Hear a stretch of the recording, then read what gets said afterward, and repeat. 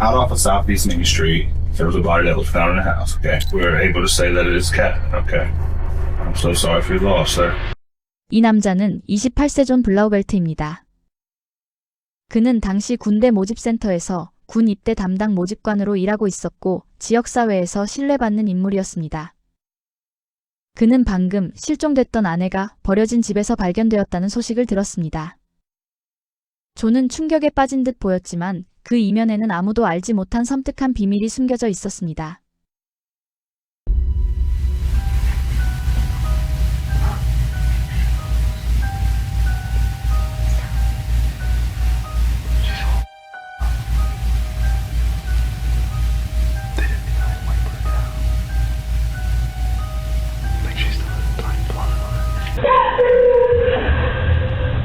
The last thing she said was ow. And she said that before that if he let her go, that she wouldn't call the police. Where were they, Henry?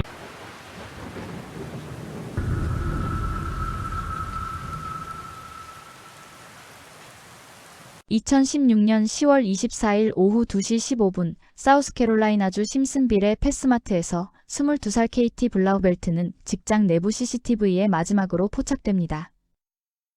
그날 저녁 그녀는 어머니 집에 가서 함께 식사를 하기로 약속되어 있었습니다. 오후 3시 퇴근을 마친 케이티는 어머니에게 전화를 걸고 셀카 한 장을 남깁니다. 그 사진이 그녀가 생전에 남긴 마지막 기록이 될 것이라고는 그 누구도 예상하지 못했습니다. 오후 7시 약속된 시간에 케이티는 나타나지 않았습니다. 불안해진 어머니와 가족들은 수차례 전화를 시도하지만 휴대전화는 끝내 연결되지 않습니다. 그리고 오후 7시 48분 케이티의 어머니는 경찰에 실종신고를 접수합니다. 경찰과 친구들, 가족들이 총동원되어 수색이 시작되었지만 시간이 흘러도 케이티의 행방을 가리킬 만한 단서는 발견되지 않았습니다. 그러던 새벽 12시 33분 경찰은 예상치 못한 전화를 한 통 받았습니다. 근처 숲 깊숙한 곳에 있는 버려진 집에서 그녀의 시신을 발견했다는 다급한 신고였습니다. 신고자는 케이티의 친구 웨인 로퍼였습니다. Simpsonville 911, what's location of your emergency? I'm in that Discover Church across from the woods. I was worried about my friend, Katie, and she went missing. She's been missing for a while now, and we came in this house that we used to all hang out in, and she's not alive. 구급대와 경찰은 숲 깊숙이 자리한 버려진 집으로 급히 출동했습니다. 신고자 웨인은 경찰을 이끌고 지하실로 내려갔고 그곳에는 합판이 놓여 있었습니다. 합판을 들어 올리는 순간 콘크리트 홈 안에는 처참한 모습으로 살해된 케이티의 시신이 놓여 있었습니다. 그녀의 목에는 칼이 꽂혀 있었고 온몸에는 총 16곳의 자창이 확인됐습니다. 발견 당시 그녀의 상의는 위로 말려 올라가 있었고 하의는 착용하지 않은 상태였습니다. 이러한 정황으로 미루어 케이티는 성폭행을 당한 이후 살해된 것으로 판단됐습니다. 그러나 몸싸움의 흔적은 거의 발견되지 않았습니다. 또한 경찰이 시신이 발견된 집 주변을 수색하던 중 범행 현장에서 2km 떨어진 인근 주차장에서 케이티의 차를 발견합니다. 이러한 단서들은 형사들의 시선을 곧바로 웨인에게 향하게 만들었습니다. 수사 결과 케이티는 외부에서 살해된 뒤 지하실로 끌려온 것으로 드러났습니다. 그녀의 휴대전화는 물속에 잠긴 채 발견되었고 의도적으로 파손하려 한 흔적이 남아 있었습니다. 웨인은 곧바로 연행돼 조사를 받게 됩니다. 이 시점에서 형사들은 이미 범인을 붙잡았다고 확신하고 있었고 이제 남은 것은 자백을 받아내는 일뿐이라고 믿고 있었습니다. 그러나 웨인은 자신이 단순 참고인으로 조사를 받는다고 생각하고 있었습니다. 형사가 케이티와 어떤 관계였는지를 묻자 그는 두 사람이 잠시 사귄 적은 있었지만 오래가지 않았고 자연스럽게 헤어졌다고 답했습니다. 이후 케이티가 존과 결혼했다는 사실을 나중에 알게 되었다고 말했습니다. 그러던 중 케이티와 존과 함께 어울릴 기회가 생겼고 그 과정에서 존은 웨인에게 방 하나가 비어 있다며 한 달에 $200만 내고 지내보지 않겠느냐고 제안했습니다. 마침 아버지 집에서 눈치를 보며 살고 있던 웨인은 그 제안을 망설임 없이 받아들였고 그렇게 케이티와 존의 신혼집에 들어가 함께 살기 시작했다고 말했습니다. then one night, she came and got with us with John. It was the first time I've seen her since I moved. And since then, John offered me to move in with them, a roommate, being $200 a month. And I took it up. It was a good deal. So you live with her and her husband? Yeah, That's weird. it was. 한때 KT와 교제했던 그가 이후 그녀와 그녀의 남편과 함께 살았다고 말하자 형사들은 웨인을 의심할 만한 이유를 발견합니다. 바로 질투라는 동기였습니다. 그러나 이어진 그의 진술을 통해 질투심에 사로잡혀 폭력적인 모습을 보였던 인물은 웨인이 아니라 남편인 존이었다는 사실이 드러납니다. Living there, everything like going okay, you know. Then they started having arguments because of me, because she used to talk about me before, and she told me that he was jealous of me. 존과 KT의 다툼은 점점 격해졌고 급기야 KT가 집을 나간 적도 있었다고 합니다. When you were living with John and Katie, were y'all being intimate with each other? It was only once. And John was there or not there? It was like a threesome thing. And how did that come about? I was drunk and he was drunk, and it was her idea. Like after that, like he changed. 형사들은 여전히 웨인을 의심하고 있었지만 결정적인 증거가 없었기 때문에 그를 체포할 수는 없었습니다. 대신 KT의 손톱 밑에서 발견된 DNA와 비교하기 위해 웨인의 DNA를 채취했습니다. 한편 형사들은 존에 대한 조사에 착수했고 그 과정에서 몇 달 전 KT가 신청했던 접근 금지 명령이 확인됩니다. 존은 KT가 그녀의 휴대전화를 내놓지 않자 총을 겨눴다는 혐의를 받고 있었습니다. 이로써 경찰은 마침내 존을 유력한 용의선상에 올려놓기 시작합니다. 그리고 다음 날인 10월 26일 형사들은 그가 근무 중이던 군 기지의 사무실로 찾아갔습니다. There, out off of Southeast Main Street, there was a body that was found in a house, okay, an abandoned house. And at this point, we're able to say that it is Catherine, okay. I'm so sorry for your loss, sir. At this time, we are investigating, and we would investigate every death the same way. We start with homicide and work our way from there, okay? Do you know if she had any issues with anybody? Anybody that wouldn't hurt her? No, and I know that she's been dating around, and you know, it's whatever, because I've been too. But. 존은 의도적으로 형사들의 시선을 KT가 여러 남자를 만났다는 사실로 돌리려 하고 있었습니다. This Monday? Mm-hmm. What time did you get off Monday? Like 2:30ish, I don't know. Did you stop anywhere on the way home? Mm-hmm. Do you know there's a guy that used to live with you, redhead fella? Redhead? Yeah. Wayne? Yeah. Mm-hmm. What's his story? Just regular dude, good guy. Friends with him. Mm-hmm. Familiar with this abandoned house? Yeah, Okay. that's the spot. What's the spot? Hangout spot. Am I being charged with a crime? Because he's recording me, and I'm not comfortable with that. No, If I am, I'd like to contact a lawyer. Because this is uncomfortable. Okay. you're not being charged, okay, with a crime. Right? 형사들은 존에 대해 뭔가 석연치 않다는 느낌을 끝내 지울 수 없었지만 수사의 방향을 존과 KT와 가까웠던 인물들, 즉 친구들과 가족으로 옮깁니다. 그러나 당시 형사들은 존이 이미 그들에게 어떻게 말해야 할지 미리 입단속을 해두었다는 사실을 알지 못했습니다. 형사들이 가장 먼저 만난 인물은 KT의 절친이자 당시 존의 집에서 룸메이트로 살고 있던 크리스탈이었습니다. 크리스탈은 존의 지시에 따라 KT는 어렸을 때부터 거짓말을 잘했고 실종되기 전까지 여러 남자들과 관계를 맺고 있었다고 진술합니다. You know, he's like, I didn't do this. You know, like, I'm tired of people coming after me. Right. You know what I'm saying? I'm not gonna lie about him at all. I'm gonna tell you the straight up truth. If he's acting weird, I'm gonna tell you, but it wasn't. I mean, from 5 o'clock when he came back home till me and my boyfriend left for work the next morning, he was there. 존이 오후 5시부터 집에 있었다는 이 진술은 훗날 사실이 아니었다는 것이 밝혀지게 됩니다. And I know that she was dating a lot of people from, you know, Cheyenne telling me that she took a lot of people down in the house. I didn't even know the house existed. I know that he loved her. I know that he still does. I mean, he's mad because of what Katie is accusing. You know, he held the gun up to my head and stuff like that. And just by the way she was talking, I knew she was lying. Because that's what she did. Me and her used to get each other in trouble all the time in high school. That's what she would do. She would lie, you know? 다음으로 형사들이 만난 사람은 존의 전처이자 그의 아이의 어머니인 캐서린이었습니다. 존에 대한 두려움과 두 사람 사이에 있는 아이 때문에 캐서린 역시 크리스탈과 마찬가지로 존이 시킨 대로 그를 좋은 사람으로 포장했습니다. Incriminate yourself. He's a good guy. I mean, I'm alive. Gotcha, but I would assume I wouldn't be if he was that crazy.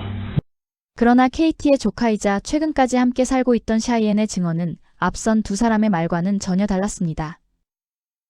그녀는 오히려 의심의 화살을 곧장 존에게 돌리며 그동안 흩어져 있던 퍼즐을 맞출 수 있는 결정적인 동기를 드러냅니다.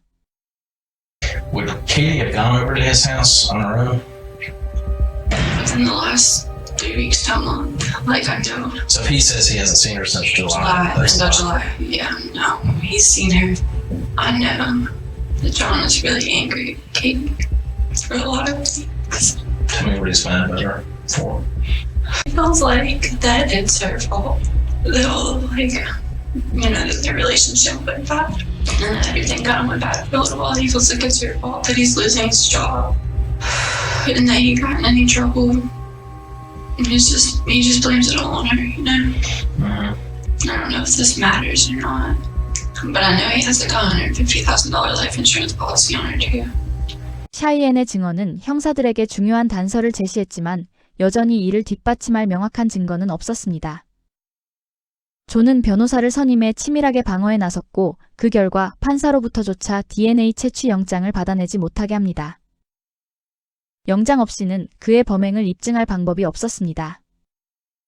케이티가 살해된 지 나흘째 수사팀은 선택지가 거의 남지 않은 상황에 몰렸고 결국 매우 위험한 계획을 세우기 시작합니다. 그들은 케이티의 장례식에서 존을 함정에 빠뜨릴 계획을 다음과 같이 세웠습니다.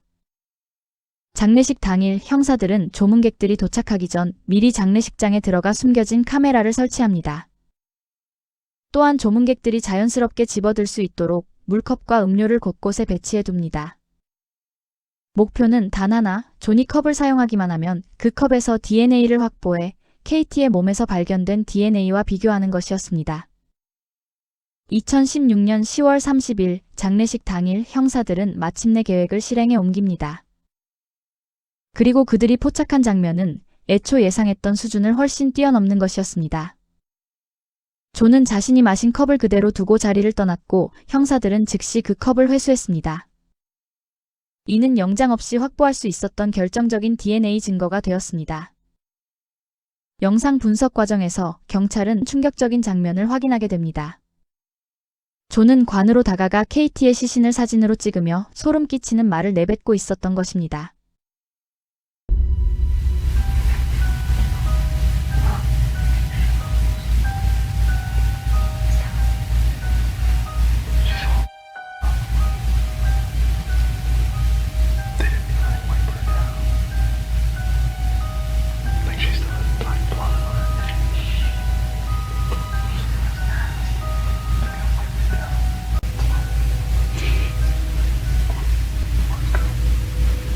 존과 함께 온 여성은 17세의 해나 톰슨이었습니다.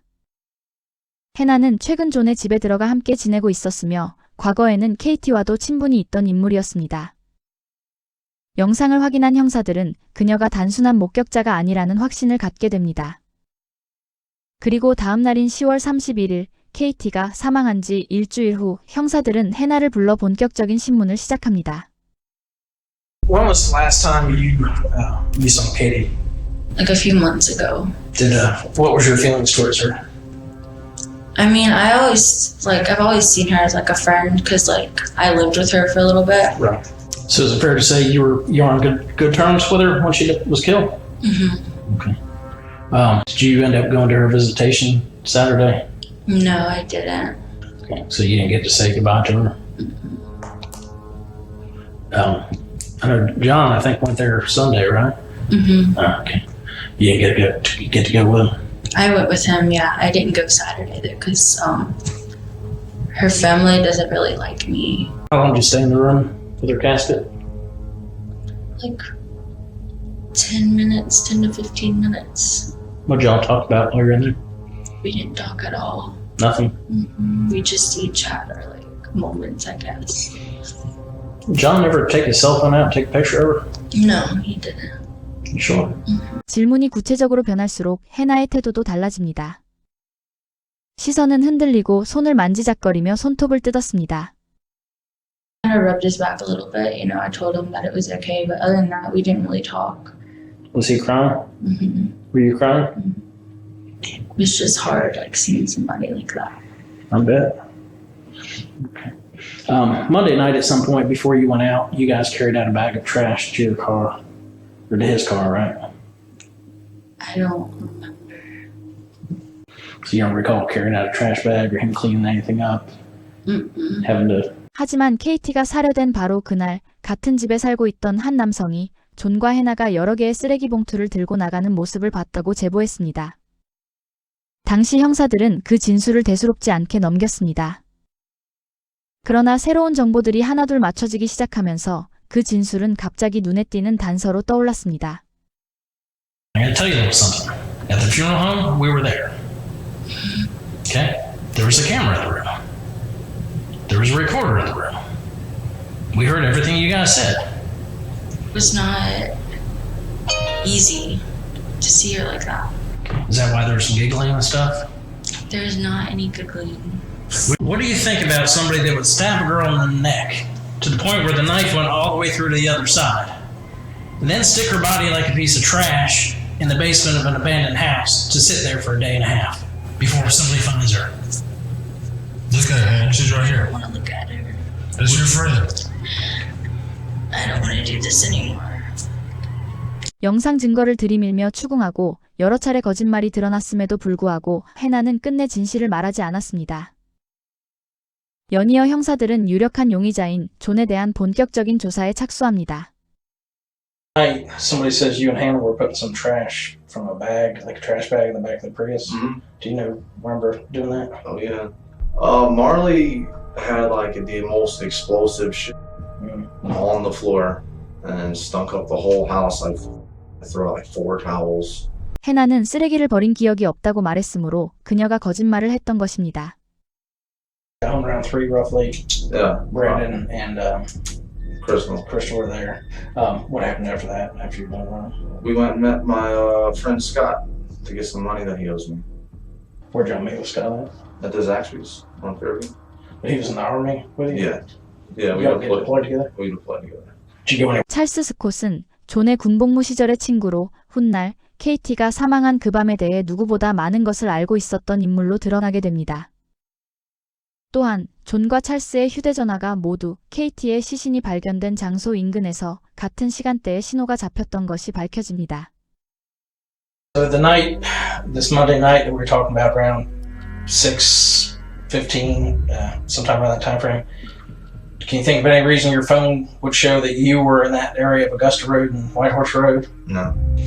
Is there any reason you and Charles were talking a lot that evening? Yeah, because that's the night that he was here. That's the night he was available. I'm not looking to offend you, but it's questions that we need to get answered and cleared up. Okay. Did Katie have any kind of life insurance policy? Through the military, yeah. She's automatically enrolled. Okay. Same as my daughter. Would you be willing to take a polygraph so we can go ahead and do that with you and eliminate you and start looking I elsewhere? have to talk to my lawyer about that first. 중요한 단서들은 찾았지만 당장 체포할 만큼의 증거는 아니었으므로 일단 존을 집으로 돌려보냈습니다. 그리고 11월 4일 KT가 살해된 지 11일째 되던 날 경찰은 크리스탈에게서 존과 해나가 사라졌다는 연락을 받았습니다. 28세의 전직 육군 하사인 존은 17세 여자친구인 해나와 함께 흔적도 없이 사라진 것입니다. 그의 실종은 곧 군 복무 이탈을 의미했고 공식적으로 그는 탈영병이 됩니다. 주 저녁에 경찰이 모든 고속도로, 모든 모텔, 사우스캐롤라이나를 벗어날 수 있는 모든 경로를 사사치 뒤졌지만 두 사람의 흔적은 어디에서도 발견되지 않았습니다. 그러던 중 11월 19일 KT가 살해된 지 26일 만에 존의 빨간색 차량이 뉴멕시코주 라스크루시스 인근 CCTV에 포착되었습니다. 그곳은 사우스캐롤라이나 심슨빌에서 약 1600km 떨어진 지점이었습니다. 그리고 불과 이틀 뒤인 11월 21일 같은 차량이 오리건주 산악지대에서 버려진 채 발견됩니다. 차량 안에서는 존의 노트북과 옷가지 그리고 캠핑 장비들이 어지럽게 흩어져 있었고 이는 차량 사고 이후 존과 해나가 최소한의 짐만 챙긴 채 숲속으로 도망쳤음을 시사했습니다. 그날 늦게 경찰은 마침내 존과 해나 모두에 대해 체포영장을 발부했습니다. 영장이 발부되자 형사들은 마침내 두 사람의 휴대전화, 메시지 기록, 인터넷 검색 기록에 접근할 수 있게 되었습니다. I just woke up and I already feel sad again. I feel like you're still talking to Katie. I promise you I'm not talking to Katie. I will leave you if you talk to her. I swear. I know. I'm not and I won't. She's gone. I'm done with her. I promise. I'm going through with that thing though soon. I'm gonna be staying with you. Good. 두 사람 사이의 메시지는 존이 실제 범행이 벌어지기 수개월 전부터 살인을 계획해 왔음을 보여주고 있었습니다. 존의 인터넷 검색 기록에서는 수사기관의 감청을 피하기 위해 양방향 무전기 만드는 법, 칼을 날카롭게 하는 방법 같은 검색어들이 발견되었습니다. 케이티가 살해된 지 한 달여 만에 사우스캐롤라이나 교도소로부터 결정적인 제보가 접수되었습니다. 제보자는 별개 사건으로 구금 중이던 찰스 스콧의 감방 동료였습니다. 찰스는 존과 공모하여 케이티를 살해했다고 감방 동료에게 고백했다는 것입니다. 감방 동료의 말에 따르면 찰스가 케이티를 유인한 후 존이 뒤에서 기습하여 제압했고 이후 차량 뒷좌석 방수포 위에서 그녀를 살해했습니다. 찰스는 존의 지시에 따라 케이티를 칼로 최소 2차례 찔렀으며 범행 후 두 사람은 시신을 방수포에 싸서 인근 폐가 지하실의 콘크리트 홈 안에 유기했다고 찰스가 말했다는 것입니다. 형량 감형을 노린 허위 제보로 보기에는 정보가 매우 구체적이고 정확했기에 수사팀은 찰스를 유력한 용의자로 지목하고 즉각적인 대면 조사에 착수했습니다. 형사들은 존이 이미 체포되어 모든 것을 자백했다고 거짓말하며 찰스를 압박하기로 했습니다. 찰스는 처음부터 자신을 결백을 주장하며 거짓말 탐지기 검사를 받겠다고 말했습니다. Absolutely nothing to do with that girl's murder. God, please take a polygraph test. God, please take Let me tell you that John was arrested in New Jersey. Okay. He sang like a bird to those investigators. I don't care what he told you. Well, you should. I was not there. Investigator Manley told you that John was arrested earlier. Okay. And he's talking. What do you think he's saying? I don't know what he's saying. I don't know, but I know I never seen that girl a day in my life. Well, You were both there, John. No, we was not. 찰스는 감방 동료에게 재미로 거짓말을 했다고 말하며 모든 혐의를 부인했습니다. 하지만 형사들은 범행 현장 인근에 잡힌 휴대전화 기록과 감방 동료가 전환 섬뜩할 만큼 구체적인 진술을 결코 무시할 수 없었습니다. 그러던 중 기다리던 DNA 분석 결과가 마침내 도착합니다. 케이티의 손톱 밑에서 채취된 DNA는 다른 누구도 아닌 존과 정확히 일치했습니다.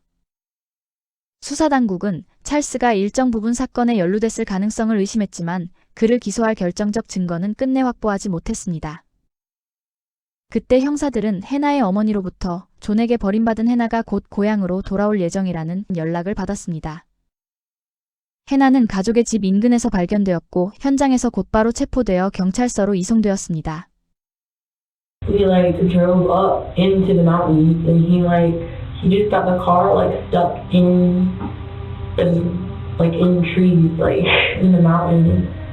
So I was like what are we gonna do? And he said that we would hike.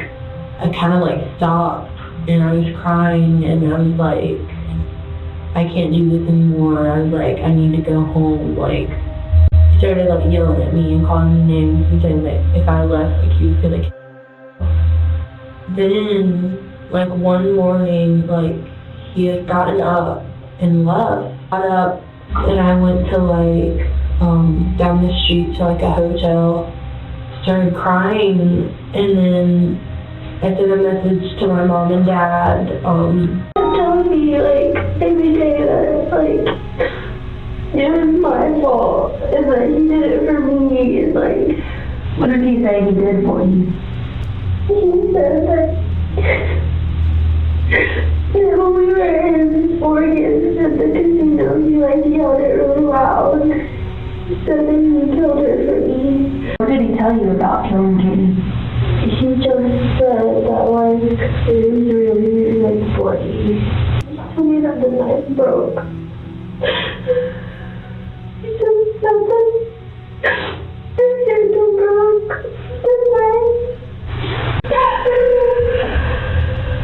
The last thing she said was ow. And she said that before that if he let her go, that she wouldn't call the police. Where were they, Henry? 수사당국은 존을 찾기 위해 모든 수단을 동원했지만 그는 수사망을 비웃듯 모습을 감췄습니다. 현금만 사용하고 가짜 신분증으로 신분을 숨기고 있다는 사실을 알고 있었던 형사들은 그가 단 한 번의 치명적인 실수를 저지르기를 기다릴 수밖에 없었습니다. 하지만 존은 극도로 조심스러웠습니다.